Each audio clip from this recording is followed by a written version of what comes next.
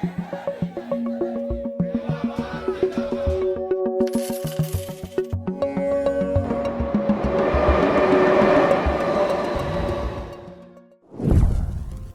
मैं निधि और आप देख रहे हैं बातें यूपी की।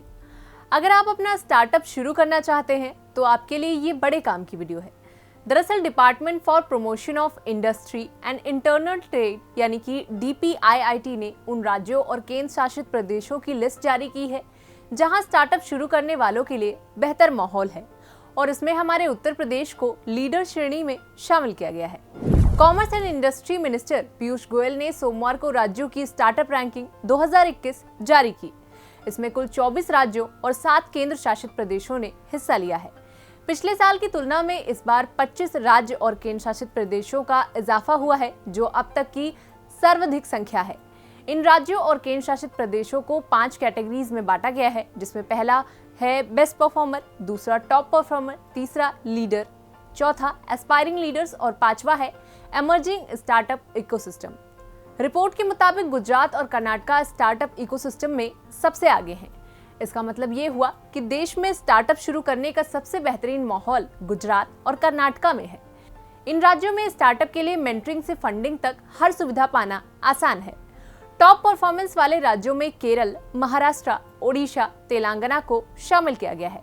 वहीं लीडर श्रेणी में उत्तर प्रदेश के साथ साथ उत्तराखंड, पंजाब, असम और तमिलनाडु जैसे राज्यों को शामिल किया गया है, जबकि एस्पायरिंग लीडर्स की श्रेणी में छत्तीसगढ़, मध्य प्रदेश, राजस्थान, दिल्ली आदि का चयन किया गया है। उभरते हुए स्टार्टअप इकोसिस्टम श्रेणी यानी कि एमर्जिंग स्टार्टअप इकोसिस्टम में आंध्र प्रदेश और बिहार को शामिल किया गया है। रैंकिंग उभरते उद्यमियों को बढ़ावा देने के लिए स्टार्टअप परिवेश विकसित करने के लिए की गई पहल पर आधारित है। मेघालय को छोटे राज्यों में सर्वश्रेष्ठ प्रदर्शन करने वाला पाया गया है। 1 करोड़ में कम आबादी वाले राज्यों को छोटा राज्य माना गया है। केरल, महाराष्ट्र, ओडिशा, तेलंगाना और जम्मू कश्मीर को शीर्ष प्रदर्शन वाले राज्यों के रूप में वर्गीकृत किया गया है। रैंकिंग जारी करने का मुख्य उद्देश्य प्रतिस्पर्धात्मक और सहकारी संघवाद की भारतीय कल्पना को प्रोत्साहित करना है। ये प्रक्रिया 2018 में शुरू की गई थी, यानी कि पिछले 3 सालों से इस तरह की सर्वे रिपोर्ट जारी की जा रही है, ताकि राज्यों और केंद्र शासित प्रदेशों को इस बात के लिए प्रोत्साहित किया जाए कि वे स्टार्टअप की बढ़ोतरी के लिए नियमों में ढील दें और स्टार्टअप इकोसिस्टम को भरपूर समर्थन दें। इस बार की रैंकिंग में मोटे तौर पर सुधार के 7 क्षेत्र हैं, जिनमें 26 एक्शन पॉइंट्स शामिल किए गए हैं।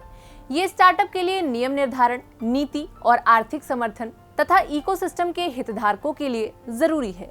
सुधार संबंधी क्षेत्रों में संस्थागत समर्थन, नवोन्मेष और उद्यमिता को पोषित करना, बाजार तक पहुंच बनाना, स्टार्टअप को अपने पांव पर खड़ा होने के लिए सहारा देना, वित्त प्रदान करना, सलाह देना और क्षमता निर्धारण करना शामिल है।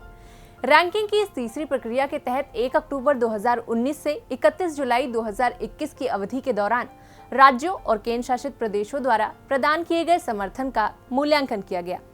राज्यों और केंद्र शासित प्रदेशों के आवेदनों को 6 महीने के हवाले से परखा गया और 13 विभिन्न भाषाओं में 7200 से ज्यादा लाभार्थियों का फीडबैक लिया गया।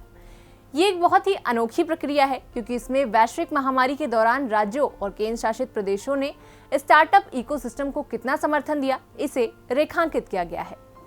स्टार्टअप प्रोत्साहन के लिए सरकार की तरफ से की जा रही कवायद से भारत में अब तक 103 यूनिकॉर्न की स्थापना हो चुकी है। बता दें कि यूनिकॉर्न एक ऐसी स्टार्टअप कंपनी होती है जिसका मूल्य $1 अरब या इससे ज्यादा होती है।